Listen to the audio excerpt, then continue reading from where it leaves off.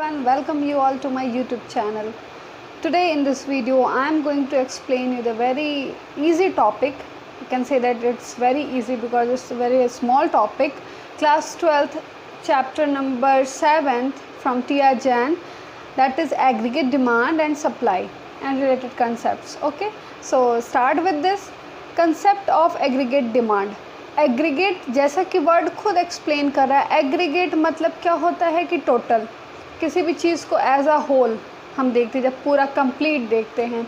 Demand मतलब मांग जो हम लोग करते हैं। मांग मतलब क्या कि किसी भी चीज़ का जब डिमांड यानी कि कोई चीज़ हमें चाहिए होती है तो उसे जब हम डिमांड करते हैं, मार्केट में मांगते हैं, अपनी नीड को बताते हैं, वो चीज़ें सेटिस्फाई कर देते हैं। मतलब क्या कि अपने वांट्स को सेटिस्फाई करने के लिए, नीड्स को पूरा करने के लिए जिन चीज़ों की हम डिमांड करते हैं, ओवरऑल मिला के वो क्या कहलाएंगे? Aggregate demand. जैसा कि नाम से तो हमें समझ में आ गया, एग्रीगेट मतलब कि एज अ होल डिमांड। अब होल डिमांड किस चीज़ का?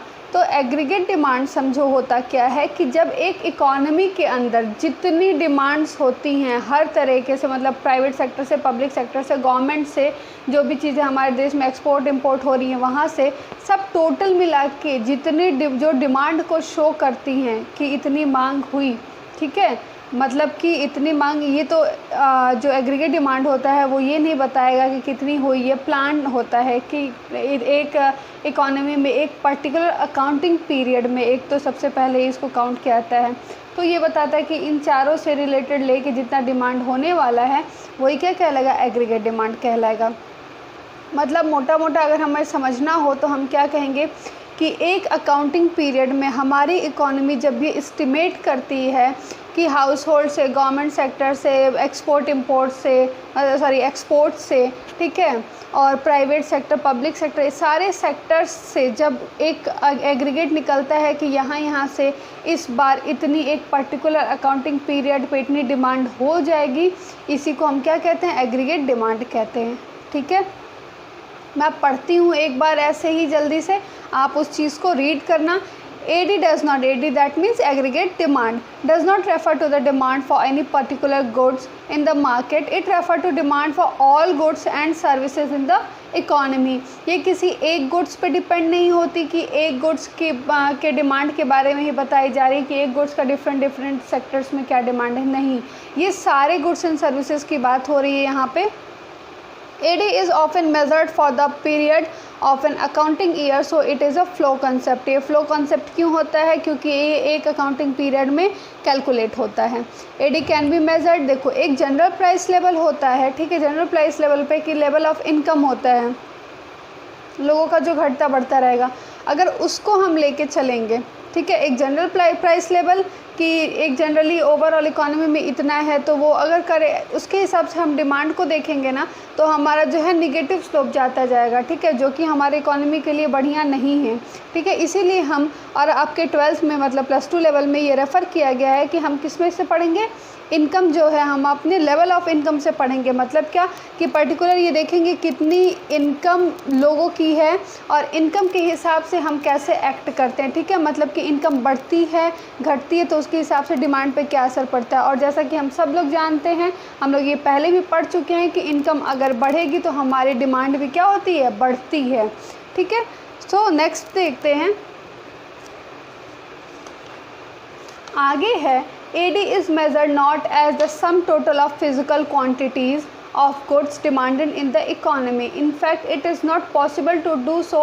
AD is always measured in terms of total expenditure on the goods and services. Physical quantity हम नहीं देखते कि कितना डिमांड हुआ, कितना गया है, ठीक है, क्योंकि ये पॉसिबल ही नहीं है जोड़ना, लेकिन हम ये देखते हैं कि कितना एक्सपेंस किया गया है उस गुड्स एंड सर्विसेज पे जो डिमांड की गई हैं, उन गुड्स एंड सर्विसेज पे कितना एक्सपेंडिचर मेरा हुआ है, हम ये देखते हैं। ठीक है, AD is always expressed as what people wish to spend or what people plan to spend at different level of income. Never interpret AD as what people actually spend on the purchase of goods and services in the economy. ये नहीं बताता है कि हम क्या actually लोग expense किए हैं, डिमांड किए हैं, कितना एक्चुअली लोग ख़रीदे हैं, मैं पहले भी बताई हूँ, ये चीज़ एग्रीगेट डिमांड नहीं बताता, ये शो करता है कि एक पर्टिकुलर टाइम पीरियड पे क्या कितना विश है कि हाँ इतना खर्चा हो सकता है, कितना एक्सपेंस करने के प्लान में है हमारी इकोनॉमी, ठीक है। तो ये चार्ट जब शो करता है वो क्या कहता है, एग्रीगेट डिमांड कहलाएगा। सम टोटल अगर हम देखें तो AD is the sum total of expenditure that the people plan to incur on the purchase of goods and services produced in the economy during the period of an accounting year corresponding to their different level of incomes, ठीक है। level of incomes पे हम measure करते हैं कि जितने goods and services हमारे purchase हुए हैं उस परचेज पे कितना एक्सपेंस लगा है, इसी के टोटल को हम क्या कहते हैं, एग्रीगेट डिमांड कहते हैं, ठीक है।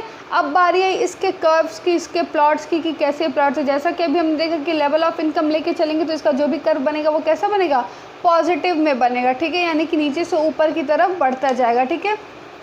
तो वो कर्व का देखने से पहले हम एक बार छोटा सा रिव्यू ले लेते हैं कंपोनेंट का, कंपोनेंट्स ऑफ एग्रीगेट डिमांड। अभी मैंने आपको जब बताया ना कि इसमें कहाँ से देखते हैं कि इससे कितना मिल रहा है उससे कितना मिल रहा है, वही चीज़ है कंपोनेंट। अब इसमें क्या कि एक इकोनॉमी के अंदर देखो चार चीज़ें, AD एग्रीगेट डिमांड के अंदर आता है हाउस होल्ड कंजम्पशन, ठीक है, private investment expenditure, government expenditure और नेट एक्सपोर्ट। ये चारों मिल के क्या बनाते हैं, एग्रीगेट डिमांड बनाते हैं। अब हम एक एक करके इसके बारे में बात करते हैं। जो हाउस होल्ड है हमारा, हाउस होल्ड कंजम्पशन अलग अलग घरों से अलग अलग जगहों से जो भी डिमांड की जाती है उसमें हमारा एक्सपेंस लगता है, एक्सपेंडिचर बनता है वो गुड्स एंड सर्विसेज प्रोड्यूस करने में, ठीक है। प्राइवेट इन्वेस्टमेंट्स भी हैं हमारे, कुछ ऐसी जो प्राइवेट सेक्टर से हमारी डिमांड होती हैं गुड्स और क्वांटिटी, उसमें भी हमारे एक्सपेंडिचर्स लगते हैं, तो ये भी एग्रीगेट डिमांड के पार्ट हुए। हमारी गवर्नमेंट और गवर्नमेंट सर्विसेज के लिए भी वो लोग कुछ चीज़ों की डिमांड करते हैं और वो जो डिमांड है उसमें भी हमारा एक्सपेंडिचर होगा, तो सम ऑफ टोटल ऑफ एक्सपेंडिचर ना, तो इसे भी ये भी किसके अंदर आ गया, ये एग्रीगेट डिमांड के अंदर आ गया। जो हम एक्सपोर्ट करते हैं, चीज़ें बाहर बेची जाती हैं, उसमें भी तो हमारी चीज़ें लगी हैं, तो वो भी क्या हुआ, हमारा एक्सपेंडिचर हुआ। अगर एक्सपेंडिचर हुआ तो ये भी किस में जोड़ा जाएगा, एग्रीगेट डिमांड में जोड़ा जाएगा कि एक टाइम में, एक पर्टिकुलर टाइम में house hold, private investment, government expenditure और नेट एक्सपोर्ट, इन चारों जगह से इतनी डिमांड हुई है, ठीक है। या मतलब इतनी डिमांड होने वाली, ये हमारा टोटल डिमांड कर्व शो करता है कि हमारे गुड्स इसमें प्रोडक्शन में इसमें इतना हमारा एक्सपेंडिचर लगा हुआ है। ओके, समझ में आ गया। अब देखो इसमें एक बात आई, इन्वेस्टमेंट की बात आती है एग्रीगेट डिमांड में। देखो जो हमारा ये कंजम्पशन है और इन्वेस्टमेंट, ये हाइपोथेटिकल हम मान के चलेंगे इसमें कि इन्वेस्टमेंट हमारा फिक्स रहता है, ठीक है। हम अभी जो कर्व वगैरह अपना प्लॉट करेंगे तो उसमें मानेंगे कि इन्वेस्टमेंट फिक्स है, एक पर्टिकुलर वो टाइम पीरियड के साथ घट बढ़ नहीं रहा है, वो इनकम के साथ घट बढ़ नहीं रहा है, वो एकदम एट द स्टार्टिंग पॉइंट और वो एंड पॉइंट तक वो सेम है पूरा, ठीक है। उसको कांस्टेंट करके चलेंगे क्योंकि कभी भी मतलब लेवल ऑफ इनकम हम बढ़ता है तो जितना भी हम एक्सपेंस करें ये करें उसमें कुछ सर्टेन पार्ट हम क्या करते हैं अपना मतलब कि बचा के रखते हैं या फिर मतलब कहते हैं चलो कि उसको इन्वेस्ट करते हैं हम, ठीक है। तो हम ये कह सकते हैं क्या कि मतलब एग्रीगेट डिमांड इक्वल टू क्या होता है हमारा जो ये है aggregate demand equal to expenditure, जो भी हम एक्सपेंस कर रहे हैं वो क्या शो करता है, हमारा कंजम्पशन भी शो करता है और हमारा इन्वेस्टमेंट भी शो करता है। मतलब कि aggregate demand equal to C plus I, consumption plus investment, ठीक है। अब ये चले स्टार्ट करते हैं। अब हम आगे बढ़ते हैं हमारे कर्व के साइड में, ठीक है। कर्व में मैंने पहले ही बोला क्या कि इन्वेस्टमेंट को क्या करेंगे हम लोग, रिमेन कांस्टेंट लेके चलेंगे, ठीक है, कांस्टेंट लेके चलेंगे। और ये जो कर्व है एक्स एक्सिस या वाई एक्सिस, हम दो कंपोनेंट को सिर्फ लेके चलेंगे, जो हमारा एक एग्रीगेट डिमांड बताएगा और हमारा लेवल ऑफ इनकम बताएगा, क्योंकि हम लेवल ऑफ इनकम से ही तो एग्रीगेट डिमांड को कंपेयर कर रहे हैं कि हमारी इनकम जब बढ़ेगी तो हमारा जो डिमांड है वो भी क्या होगा, बढ़ेगा, ठीक है। और एक पर्टिकुलर टाइम पे हमारा जो है ये इन्वेस्टमेंट है वो क्या होगा, वो फिक्स्ड होगा, ठीक है। सो स्टार्ट करते हैं यहाँ से, चलो आगे बढ़ते हैं। मैं आपको कर्व प्लॉट करके दिखाती हूँ, आपको वो ईजिली समझ में आ जाएगा। ये डिमांड का पूरा चार्ट जो शो करेगा इनकम, ठीक है, कंजम्पशन, इन्वेस्टमेंट और एग्रीगेट डिमांड, ठीक है। यहाँ पे हम देखेंगे, नोटिस करने वाली बात क्या है कि जब हमारा इनकम ज़ीरो है, at that time our consumption level is 20 and investment is 0। अभी बताओ, अभी हम बहुत सारे लोग तो मतलब ऐसा तो नहीं है ना कि सारे लोग जॉब करते हैं। आपके टाइम पीरियड में मैं बता रही हूँ, आपके स्टेज पे बता रही हूँ, ठीक है। तो क्या है, फिर भी हम लोग को बेसिक नीड मतलब खाना पीना है, हम कुछ खरीदते हैं, कुछ डिमांड तो करते ही करते हैं ना, खाने की चीज़ें हो या पहनने की चीज़ें हो या पढ़ने की चीज़ें हो, ठीक है। तो वो डिमांड हमारा जो आ जाएगा वो कंजम्पशन लेवल पे आ जाएगा, उसमें भी कुछ चीज़ें बच जाती हैं। तो हम इन्वेस्टमेंट को शुरू से ही मैंने बोला कि एक हाइपोथेटिकली हम ये मान के चलेंगे कि इन्वेस्टमेंट हमारा फिक्स्ड है पूरा स्टार्टिंग से लेके एंड तक, ठीक है। एग्रीगेट डिमांड जो हमारी होगी, एग्रीगेट डिमांड क्या होता है, हमारा कंजम्पशन और इन्वेस्टमेंट का सम अप क्या होता है, एग्रीगेट डिमांड होता है, ठीक है। स्टार्ट करते देखो यहाँ पे जो हमारी इनकम लेवल है वो धीरे धीरे क्या करती जा रही है, इंक्रीज़ करती जा रही है।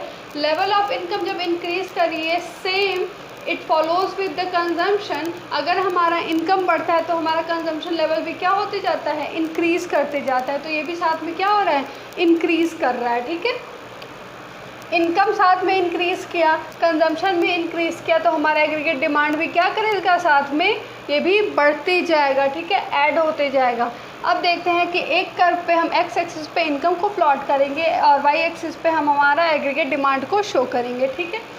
एक टाइम पे मतलब कि एक फ़िक्स रेट है जिस पे हमारा इन्वेस्टमेंट फ़िक्स होगा। अभी हम इसको मान के चलेंगे कि ये क्या होगा, ये फ़िक्स होगा, कांस्टेंट रहेगा, इसको चेंज हमको नहीं करना है, ठीक है, ये चेंज नहीं होगा। तो हमारा इन्वेस्टमेंट हो गया क्या, फिक्स। अब धीरे धीरे हमारा क्या हुआ, कंजम्पशन बढ़ रहा है। क्यों, क्योंकि हमारा इनकम जो ये 100, 200, 300, 400, 500, 600, जब हमारा इनकम बढ़ रहा है साथ में ही हमारा कंजम्पशन भी बढ़ रहा है, ठीक है। आपको भी पता है कि अगर मान लो आप 10 रुपये कमा रहे हो, ठीक है, तो उसमें से आप 4 रुपये का खाना खा ले रहे हो, बाकी 2 रुपये बेसिक नीड्स जो भी ख़रीदना है ये सब चीज़ें कर रहे हो, ठीक है। और जब अगर कुछ इन सब के में खर्च करने का कुछ बचता है तो आप उसको बचा रहे हो, ठीक है। फिर भी हम इन्वेस्टमेंट मान लो 1 रुपये आप इन्वेस्ट ही कर दे रहे हो, कहीं पे लगा दे रहे हो कि पैसे रेगुलेट होके वो वापस थोड़ा सा बढ़ के इंटरेस्ट के साथ हैं, ठीक है।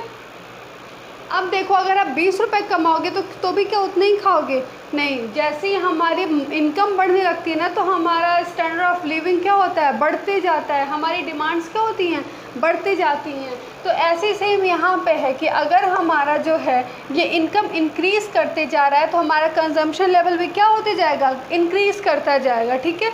अगर कंजम्पशन लेवल भी बढ़ता जा रहा है तो हमारा डिमांड कर्व जो है वो क्या होगी, इंक्रीज़ करती जाएगी, बढ़ती जाएगी, ठीक है। और ये जो गैप है, ये जो देखो पैरेलल लाइंस हैं जो इसमें कंजम्पशन वाले में और एग्रीगेट डिमांड में, ठीक है, ये क्या शो करता है कि हमारा इन्वेस्टमेंट है, ये इन्वेस्टमेंट क्या होगा, ये फिक्स होगा एक पर्टिकुलर टाइम पे।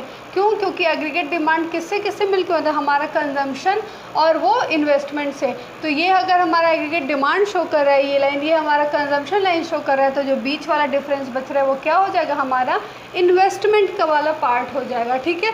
तो इसीलिए हम कह सकते हैं क्या कि हमारा एग्रीगेट डिमांड का स्लोप जो है, डिमांड कर्व का स्लोप हमेशा पॉजिटिव में जाता है, कंजम्पशन कर्व भी पॉजिटिव होती है। इन्वेस्टमेंट हाइपोथेटिकली हम मान के चले हैं कि हमारा फिक्स होगा, ये इसमें रूल लगता है कि हमारा जब इनकम, हम ये मानते हैं कि इनकम लेवल ऑफ इनकम जब इंक्रीज़ करता है तो हमारा कंजम्पशन लेवल भी क्या होने लगता है, इंक्रीज़ होने लगता है, ठीक है।